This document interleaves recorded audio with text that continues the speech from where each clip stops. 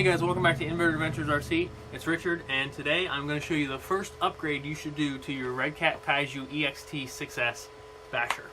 Stick around.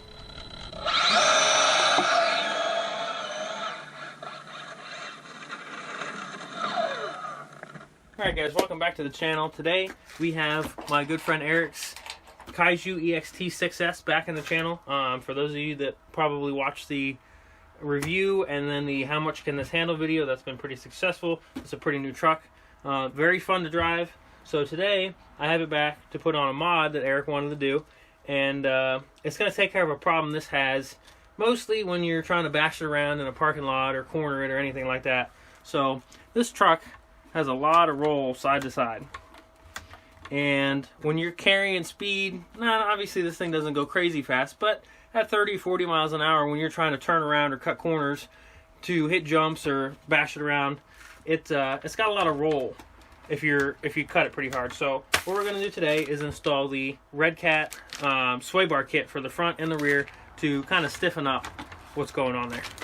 So this is going to be a really easy install, and it's probably one of the cheap, easiest upgrades that you can do to this, or mods, or whatever you want to call it, that's going to make this thing handle a lot better than it does right out of the box. So bust this package open here, and inside you're going to have two sway bars, one for the front, one for the rear. They come all pre-assembled. They've got the arms on them already, and then just your little guides on there with the set screws, and then a 4-pack of screws,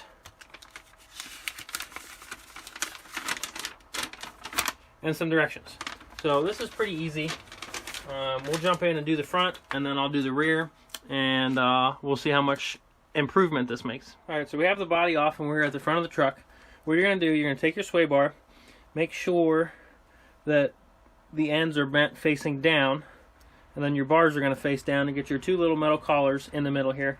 Now the directions I'm going to go ahead and say are incorrect, because this has you going underneath that axle, and that's not right, because if you do it like that, this thing is going to be, these axles are going to be rubbing on this the entire time. So you want to, and it might be easier if you straighten them in a little bit, you're going to go over the axle under the upper A arms, and spread these two back out. It's going to sit in this lower, there's two little channels here. I'm not sure what bolts in up there, that might be for a different bumper, but this is going to go in this bottom groove over top of the axles under the upper A arms. And then what you're going to do is, I find it easiest to do this with like a flathead screwdriver. Even that one won't work. So you'll take a flathead screwdriver and you'll put it in there between the arm and the link, and you'll just use that to kind of pop that ball on there. There we go. And the easier way to do that, if you can't get it from up top, if you flip it upside down, you're going to have real easy access to these two little nubs. And they come already on the arms. There's going to be two little ones on the front, and then two in the back, and that's where your sway bars are going to mount. So once you've got both of those clipped on there, you're going to come back to the top and make sure these are up near the front. Let's see, are these 1.5s? No, these are 2.0s. Then you're going to take your 2mm bit driver, and then two of these 4 screws that they gave you. One goes in this hole,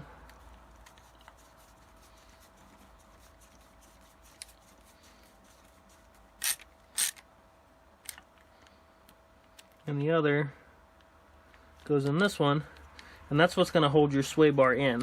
The edge of that is going to act like a little lip that holds that sway bar in on the front. So now you're going to take your 1.5, and that's how you can change the stiffness here. You're going to tighten that set screw down. Oops. And then do the same here.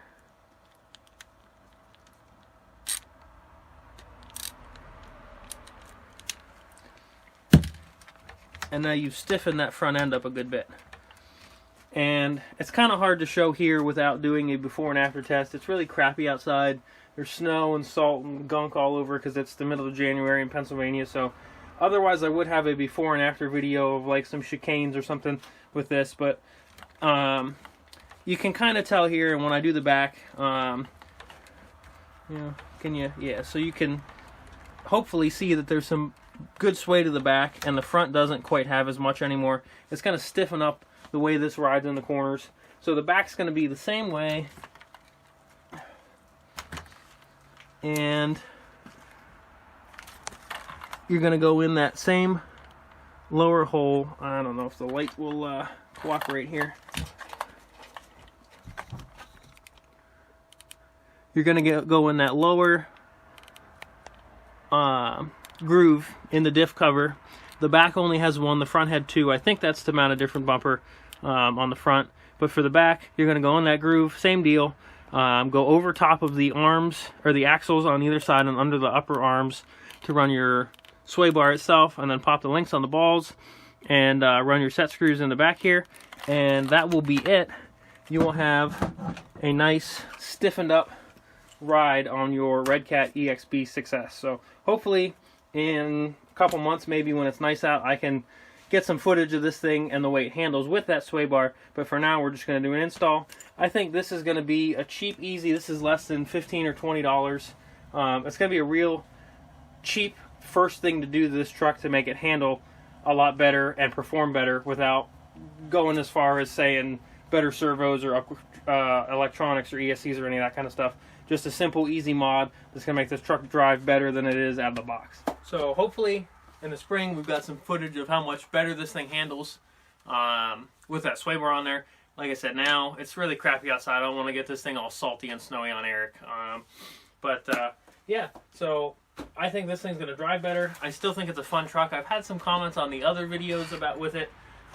People saying, I can't believe you're driving a truck like that, or a truck that expensive like that, and it's why else would you buy a basher like this? I know they're a little expensive, but Outcast, Infraction, Notorious, all those, that's what they're made for.